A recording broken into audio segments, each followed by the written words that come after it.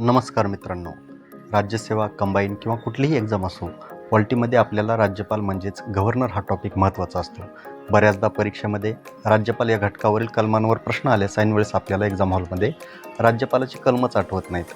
तर हा अगदी एक छोटा व्हिडिओ असणार आहे. तुम्ही शेवटपर्यंत हा व्हिडिओ पाहिल्यास तुम्हाला देखील राज्यपालाच्या रिलेटेड मॅक्झिमम कलमं लक्षात राहायला लागतील याची मला खात्री आहे. काही ट्रिक्स आहेत ज्याच्या माध्यमातून तुम्ही इझिली राज्यपालाची कलमं कायमस्वरूपी लक्षात ठेवाल. तर चला व्हिडिओला सुरुवात करू. भारतीय राज्यघटनेचा जो भाग 6वा आहे त्यामध्ये त्याचं टायटल आहे राज्ये किंवा इंग्लिशमध्ये पाहाल तर द स्टेट्स असं. तर इथं सुरुवातीला हे लक्षात घ्या की या भाग 6मध्ये एकूण प्रकरणं देखील 6च आहेत. तर लक्षात ठेवायचं की भाग 6 प्रकरणे 6.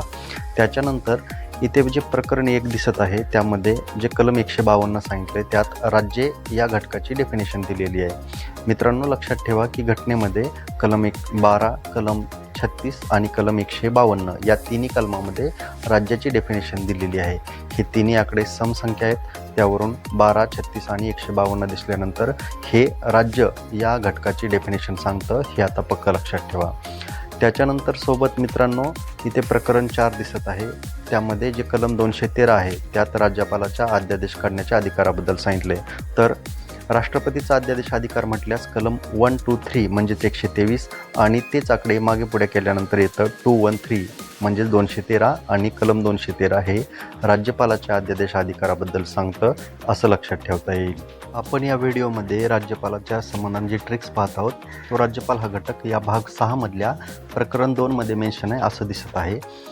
आता तुम्हाला माहीत असेल की राज्याच्या कार्यकारी यंत्रणेमध्ये एकूण 4 घटकांचा समावेश होतो. ते 4 घटक म्हणजे कोण? राज्यपाल, मुख्यमंत्री, मंत्रिमंडळ आणि राज्याचा महाधिवक्ता इत्यादी लोक या राज्याच्या कार्यकारी यंत्रणेमध्ये असतात.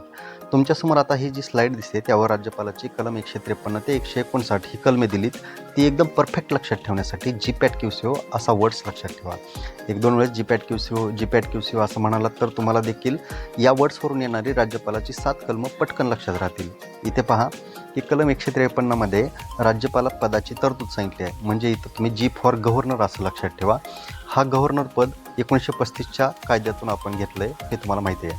नंतर कलम 154 मध्ये सांगितलं आहे की राज्यपालाच्या हाती राज्याचा कार्यकारी अधिकार असेल. म्हणजेच त्यात इथं 154 मध्ये एक्झिक्युटिव्ह पॉवर सांगितले आणि P फॉर पॉवर असं कलम 154च्या बाबतीत लक्षात ठेवा.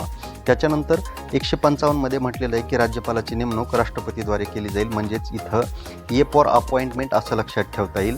आणि कलम 155 मध्ये जे अपॉइंटमेंट सांगितले ती तरतूद आपण कॅनडामधून स्वीकारली आहे. त्याच्यानंतर कलम 156 मध्ये पाहिलं असता इथं राज्यपालाच्या पदावधीबद्दल तरतूद आहे. म्हणजेच इथं T फॉर टर्म म्हणजेच पदावधी असं लक्षात ठेवता येईल.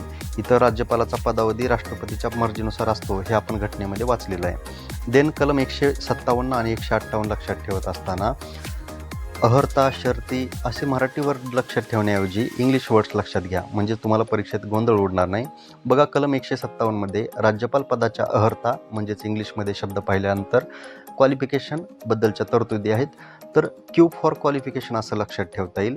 इथे क्वालिफिकेशन्समध्ये काय सांगितलं आहे तर तो भारताचा नागरिक असावा आणि त्याची किमान 35शी पूर्ण असावी. लक्षात असू द्या घटनेमध्ये 3च व्यक्ती आहेत ज्यांना किमान 35 वयाची अट आहे. ते म्हणजे राष्ट्रपती, उपराष्ट्रपती आणि राज्यपाल. पुढे कलम 158 मध्ये राज्यपाल पदाच्या शर्ती सांगितल्यात. इथं शर्ती लक्षात ठेवण्याऐवजी C फॉर कंडिशन असं लक्षात ठेवता येईल. म्हणजे ते आपल्याला सोपं पडेल. इथं राज्याचा गव्हर्नर बनणारा व्यक्ती हा आमदार, खासदार नसावा आणि लाभाचं पद धारण करणारा नसावा असं सांगितलेलं आहे. आणि इथलं शेवटचं 159 कलम लक्षात ठेवत असताना O फॉर ओथ म्हणजेच राज्यपाल पदासाठीची शपथ आणि प्रतिज्ञा याचा नमुना कलम 159 मध्ये दिलेला आहे हे समजून येतं. तुम्हाला हे देखील माहीत असावं की घटनेमध्ये फक्त 3 व्यक्तींच्याच शपथा या कलमांमध्ये नमूद असून इतरांच्या ज्या शपथेचा नमुना आहे तो अनुसूचित 3 मध्ये दिलेला आहे. कलम 60 म्हटल्यानंतर राष्ट्रपती, कलम 69 म्हटल्यानंतर उपराष्ट्रपती आणि आत्ताच आपण पाहिलेलं कलम 159 ज्यामध्ये राज्यपाल पदासाठीची शपथ आणि प्रतिज्ञा याची तरतूद केलेली आहे. आणि वरील 3च व्यक्ती आहेत ज्यांना घटनेमध्ये किमान 35 वर्षाची अट आहे हे देखील आपण मगाशी पाहिलं होतं. तर मित्रांनो, अशा प्रकारे GPAT-QCO हा वर्ड 1-2 वेळेस रिकॉल केल्यानंतर तुम्हाला देखील कलम 153 ते 159 मधली राज्यपालाची सगळी कलमं इत्थंभूत पाठ होतील. आणि अशाच प्रकारच्या व्हिडिओसाठी आपल्या चॅनलला शेअर करा, सबस्क्राईब करा आणि इतरांना देखील करायला सांगा. धन्यवाद.